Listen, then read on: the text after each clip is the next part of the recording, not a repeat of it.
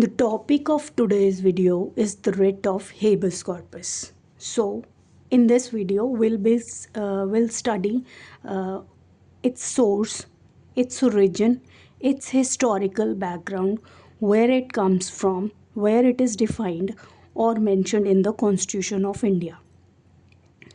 So, the Constitution under Part 3 of the Constitution provides us with various fundamental rights, of which one article mentioned about the right to life and personal liberty of an individual. The wording itself, the wording of Article 21 itself says that no one shall be deprived of the life or personal liberty except according to the procedure established by the law. So, the mere reading of the provision itself acknowledges that life, personal life, and liberty of an individual cannot be deprived except or unless there is a procedure which too should be established by the law. So, if any person is detained or refrained, then they should have a justification for that detention. So, ultimately requires that the detention should not be unlawful. There should be a justification to the detention of a personal liberty or personal life of an individual. तो ये था article 21 जो हमें provide करता है personal life और liberty के बारे में. अब ये जो हमें पर्सनल लाइफ और लिबर्टी जो फंडामेंटल राइट में हमें दी गई है उसकी गारंटी कहाँ है. गारंटी itself means कि if it gets violated someday, then where we can go to redress our grievances.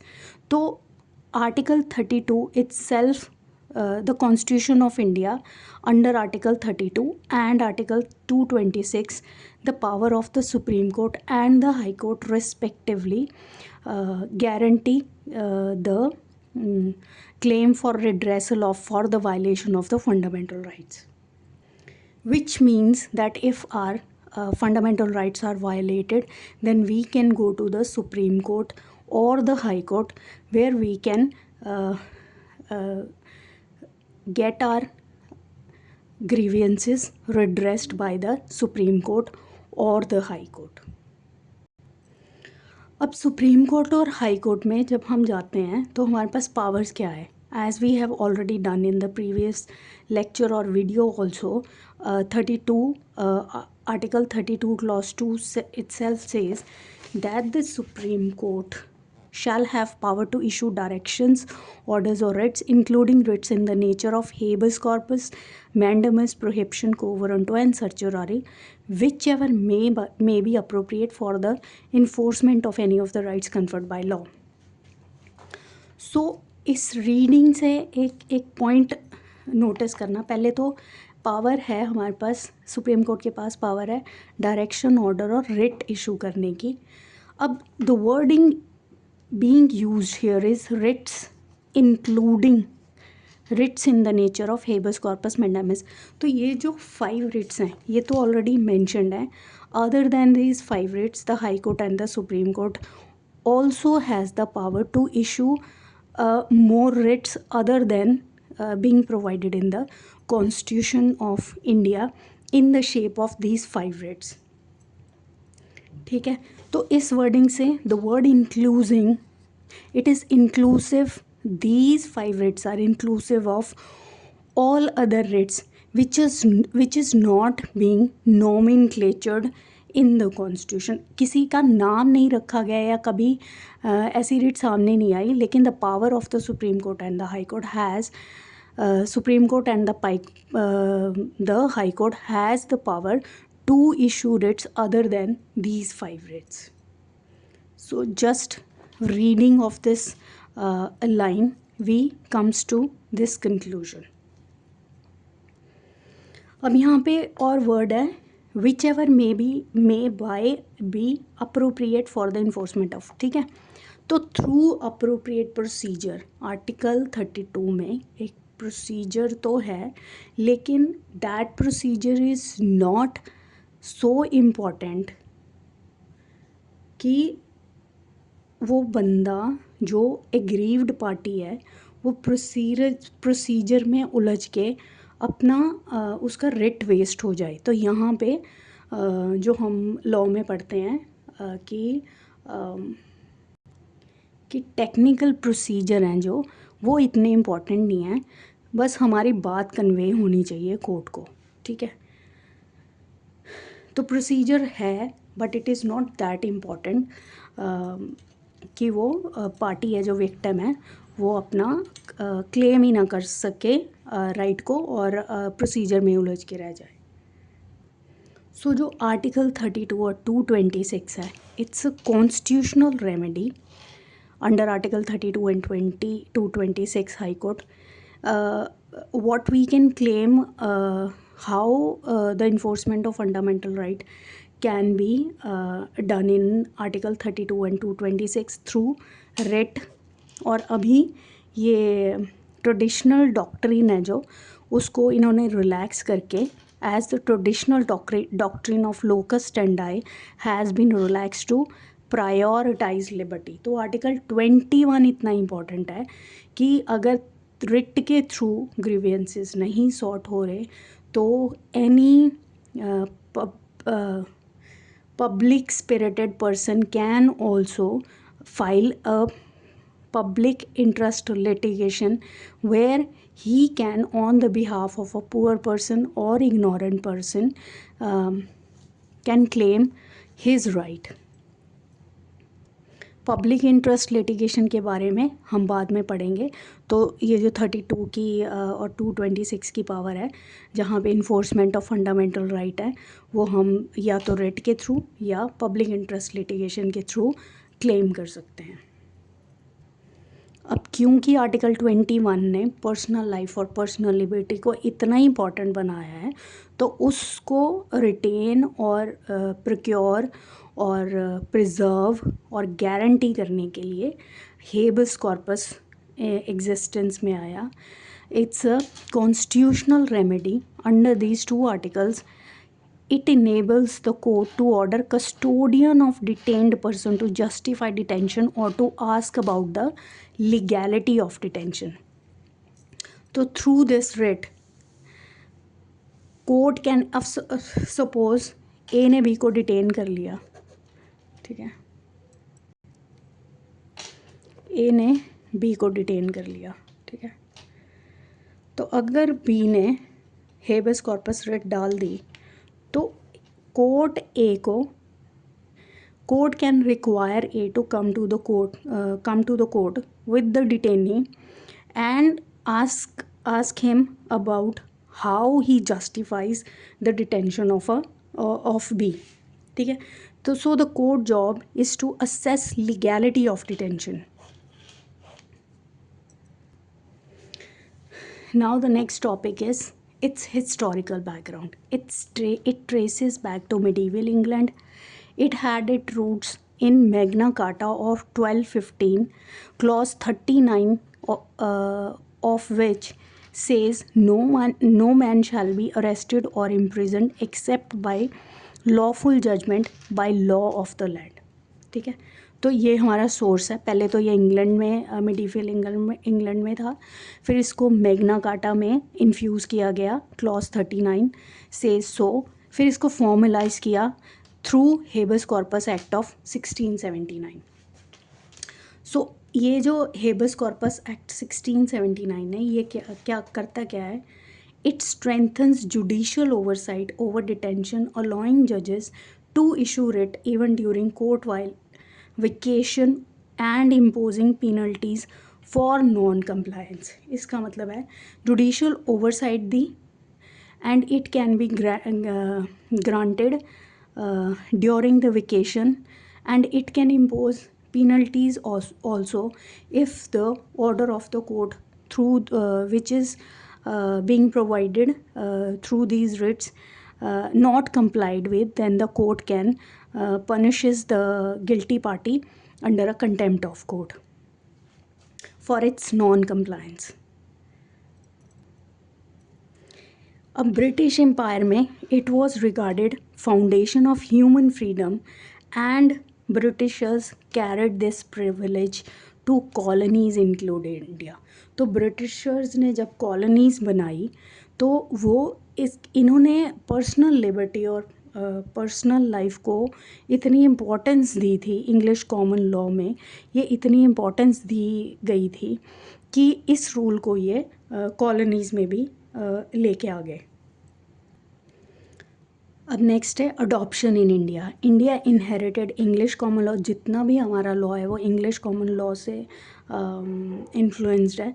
तो India inherited English common law tradition, framers of constitution made high court a constitutional remedy to safeguard fundamental right, especially right to life and personal liberty under Article 21. तो Article 32 where we can through pill or writ to enforce fundamental right, and Article 226 through writ or pill fundamental rights and other legal purpose. So inclusion of the habeas corpus reflected India's commitment to protecting personal liberty against arbitrary state action, aligning with global human rights principles. Now, what is its purpose and against whom the writ of habeas corpus issued?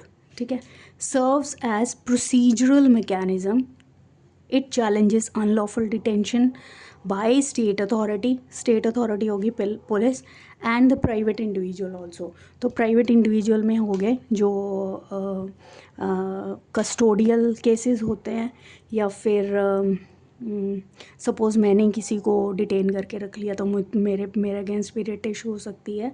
और I can also be asked by the court that by what authority I have detain that person. तो ये state authority के against भी होएगी और private individual के against भी होएगी। अब ये जो अनलॉफुल डिटेंशन है, तो आर्टिकल 21 से that one cannot be deprived of the right and personal life and personal liberty except according to the procedure established by law. So the word being used here in Article 21, except according to the procedure established by law, itself requires that the detention should complies with the law established by law. So there must have been a law by following which the detention is done. So the next issue is who can file. Detained person, relative, friends, even public spirited individual.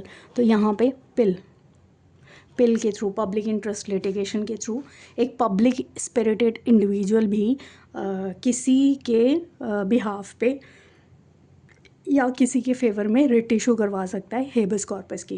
And BOP of unlawful detention is on the authority और the person who has detain that person.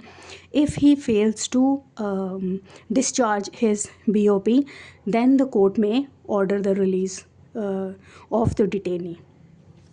ठीक है, तो ये और कहाँ पे होती है? कंपनसेशन केसेस में। सपोज़ अंडर ट्रायल प्रिजनर्स हैं, बिना ट्रायल के वो they are lingering in the prisons, कोई ट्रायल नहीं चल रहा, इतने सालों से वहाँ बैठे हैं, तो at the time of the acquittal the one can claim compensation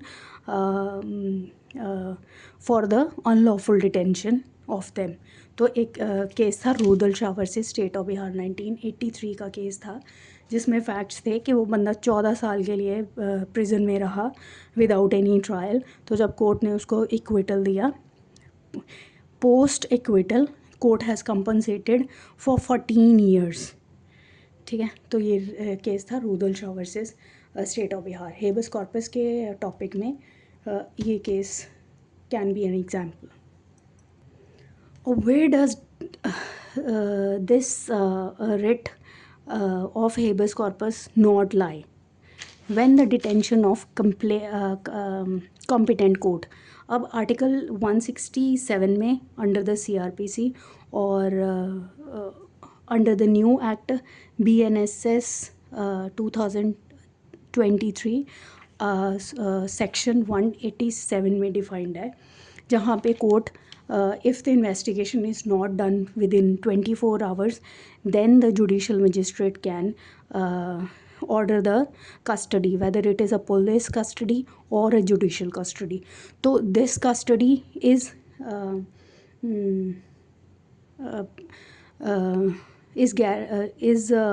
allowed according to the procedure established by law. So here the writ does not lie, the writ of habeas corpus does not lie. अब detention outside court territorial jurisdiction, इसका क्या मतलब है? Suppose UP की high court है और इधर पंजाब की हाई कोर्ट है। अब मैटर यूपी का है तो हम पंजाब में फ़ाइल नहीं ना करेंगे, पंजाब की जुरिस्डिक्शन के बाहर है तो हम यहाँ की रिट यहाँ फ़ाइल नहीं कर सकते। तो डिटेंशन आउटसाइड, अगर डिटेन बंदा यूपी में कर रखा है तो उसकी रिट पंजाब की हाई कोर्ट में नहीं लगेगी। कंटेम्प्ट ऑफ कोर्ट और पार्लियामेंट्री प्रोसीडिंग है। अगर कंटेम्प्ट ऑफ कोर्ट की प्रोसीडिंग में किसी को डिटेन किया जाता है, पार्लियामेंट्री प्रोसीडिंग में किसी को डिटेन किया जाता है, then there the writ of habeas corpus does not lie और डज नॉट वर्क। अब मेन पॉइंट है इसमें, ये है important, evolution through landmark cases. ये कुछ केसेस हैं नए पुराने जिसमें हम देखेंगे कि how the writ of habeas corpus evolved through this time. So this first case A.K. Gopalan versus State of Madras 1950. It is very important case, has a very historical importance, तो इसको अच्छे से करना। इसमें क्या था, इसमें कोर्ट ने, इस केस में कोर्ट ने एक रिस्ट्रिक्टिव इंटरप्रिटेशन दी थी आर्टिकल 21 को, ठीक है। तो फैक्ट क्या थे, A.K. गोपालन एक communist leader detained under the preventive detention act 1950 without trial उसको जेल में रखा गया। He challenge his article 19 and 21। Court gave article 21 a restrictive interpretation, upheld his detention. Court held in this case, it held procedure established by law only require compliance with enacted law, not necessarily fairness or reasonableness. तो main problem यहाँ पे थी, यहाँ पे court ने held किया कि जो डिटेंशन है ओनली रिक्वायर कि जिस लॉ के अंडर इसको डिटेन किया गया है सिर्फ उसकी compliance is sufficient to detain that person. It is not required that the law established under which he is detained is should be necessarily fair और रीजनेबल, ठीक है। तो उन्होंने कहा कि रीज़नेबल हो उसकी डिटेंशन, ना हो फेयर हो ना हो, इससे कोई फ़र्क नहीं पड़ता, but the only requirement to detain a person to make it valid is to it must adhere the procedure established by law, so it does not require it to be fair और reasonable. इस case का criticism बहुत हुआ। This judgment was criticized for limiting scope of Article 21. It later overruled by Menaka Gandhi versus Union of India 1978. ये भी important case है। This case expanded the meaning of procedure established by law to include fairness and due process. तो यहाँ इस case के बाद ये इस पे एम्फेसाइज किया गया, it is not required that the detention must fulfill the procedure established by law, but also the procedure must be fair and with the due process of the law. तो ये था एक case. The next case is ADM Jabalpur versus Shivkant Shukla 1976 का। This is also one of the very important case। इसमें क्या था, जब emergency लगी थी 1975 में, तब आपने मूवी में भी देखा होगा, वैसे भी if you know about the emergency era, तो ओपोजिशन लीडर्स को मीसा के अंडर डिटेन कर दिया गया था, ठीक है। तो ड्यूरिंग एमरजेंसी आर्टिकल 21 गवर्नमेंट ने article by presidential order article 21 got suspended, political opponents detained under the maintenance of internal security act 5। तो ऑपोजिट लीडर्स ने हेबस कॉर्पस फाइल किया। तो जजमेंट में by ratio 4:1 supreme court no one can challenge detention by high court as fundamental rights are suspended.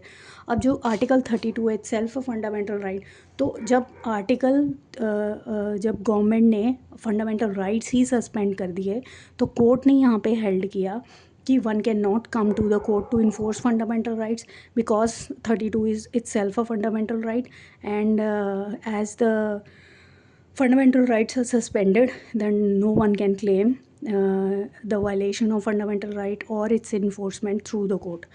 लेकिन justice HR Khanna dissented, arguing rule of law and personal liberty could not be wholly extinguished। ठीक है। Impact of this judgment, इसका impact widely criticized for favoring state authority over individual liberty। Then judgment was overturned in Puttaswamy versus Union of India 2017 का recent case है ये, which affirmed permanent character of Article 21, जिसमें right to privacy, LGBT वगैरह के भी सारे matter थे। अब पोस्ट एमरजेंसी, जब एमरजेंसी ख़त्म हो गई तो पोस्ट इमरजेंसी रिफॉर्म क्या लेके आया गया through 44th Amendment 1978। It ensured that Article 21 cannot be suspended even during an emergency। तो इसके after effect post emergency through 44th Amendment it is required that Article 21 and Article 19 of the Constitution cannot be suspended even during the time of the emergency। Next case is also very important, Sunil Batra versus Delhi administration का case था 1980 में।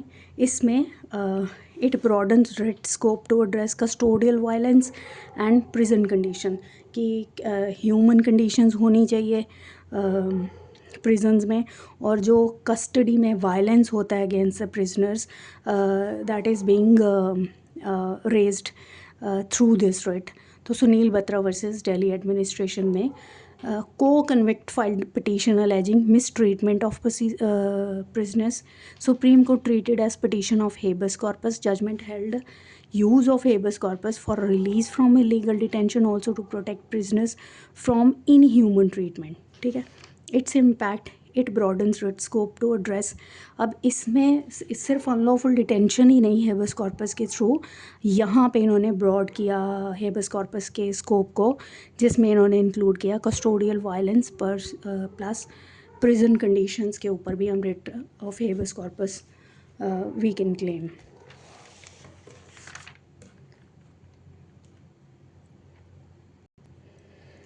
अब ये recent case है 2018 का, जिसमें Shafin Jahan versus Asokan KM।